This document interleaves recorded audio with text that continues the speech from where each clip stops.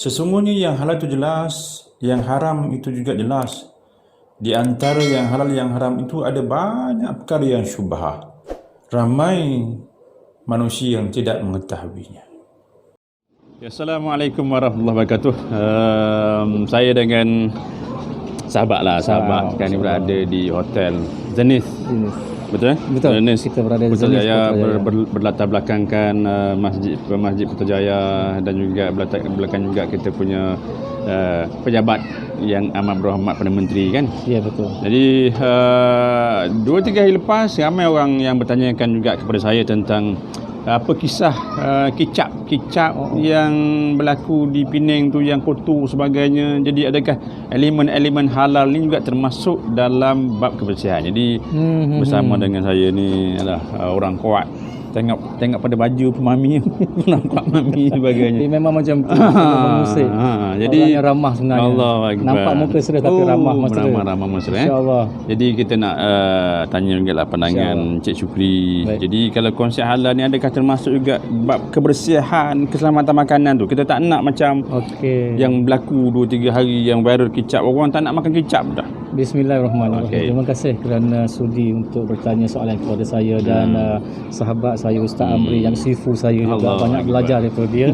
Jadi dalam industri makanan, pengeluaran makanan sebenarnya konsep halal tu juga termasuk. Kena masukkan juga thayyiban dalam tu.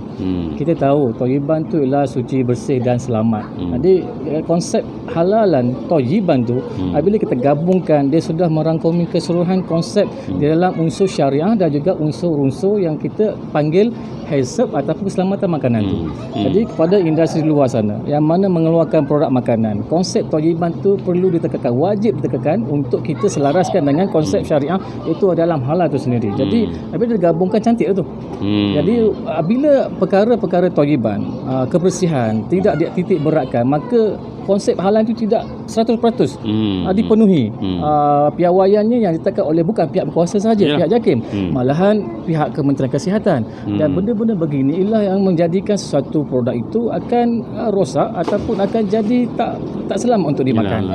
Jadi konsep keselamatan itulah makanan produk yang dikeluarkan tu perlu ditekankan. Kita jangan ambil mudah kerana perkara itulah tekankan daripada awal lagi Persediaan Halal Malaysia itu sendiri, bahawa keselamatan makanan adalah salah satu faktor yang menentukan kepada konsep halalan thayyiban itu sendiri. Jadi industri luar sana kena faham bahawa halal itu bukan sahaja untuk pensijilan tetapi untuk selamat dimakan oleh orang ramai.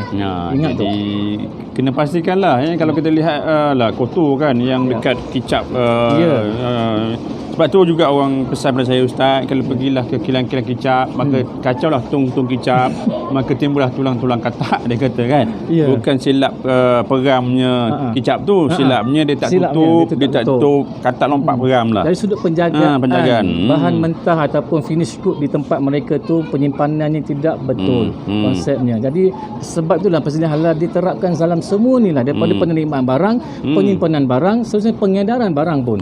Okay, apa nasihat Encik Syukri kan yang sekarang ni dah masuk tahun yang berapa dah ni dalam industri saya dah nak masuk ke dalam umur ke 12 tahun lah. 12 tahun dalam halal lah, tapi dalam penglibatan industri keseluruhannya 19 tahun. Okey, jadi nak juga kalau kata yang industri kecil kita ni orang Islam sebagainya, dia kata halal cukuplah, bersih tu tak payah jaga.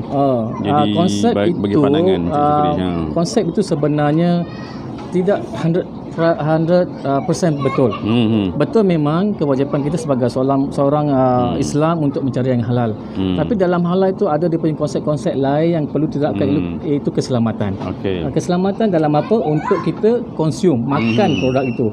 Halal memang kita boleh tengok pelbagai-bagai sudut halal yang boleh kita nampak kat luar sana. Tetapi bagaimana keselamatan produk itu kita tak tahu. Kalau tak diviralkan, kita tak tahu bahawa pengeluar itu tidak mematuhi keselamatan produk makanan tu. Bila diviralkan, begitu kicap lah ataupun satu produk itu tidak selamat untuk dimakan. Jadi berhati-hati untuk memilih dan pastikan jikalau nak pilih adanya logo halal di pembungkusan. Logo halal Malaysia di pembungkusan. Dia punya key point dia adalah cari yang ada logo halal. Logo halal di pembungkusan. Kerana pihak berkuasa seperti JAKIM dan juga KKM mereka bersidang berduduk untuk menentukan persediaan halal tu diluluskan. Jadi pastikan sahabat-sahabat maya kami di luar sana, carilah yang ada logo halal supaya dia menjamin ke arah kebersihan dan keselamatan makanan. Baik, itu soalan yang ditanyakan kepada saya berkenaan apa pandangan Ustaz berkenaan dengan kicap yang diwarakan 2-3 hari yang sebelum. Jadi saya bersama dengan orang yang pakar dalam industri, jadi telah diberikan khidmat nasihatnya.